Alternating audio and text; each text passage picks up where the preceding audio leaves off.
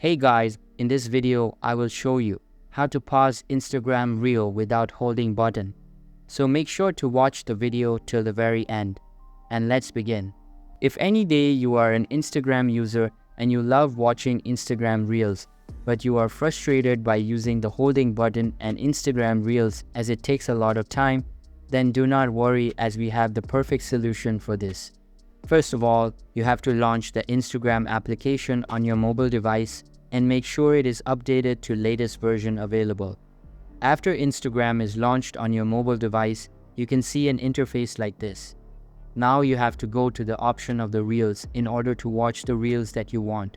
So when you go to the Reels icon on the downside, you can see the various kind of Reels there.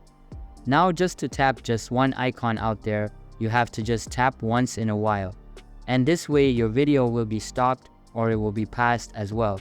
So that's basically how you can pause Instagram Reel without holding button. So that's all for this video. Hope you liked the video. Thanks.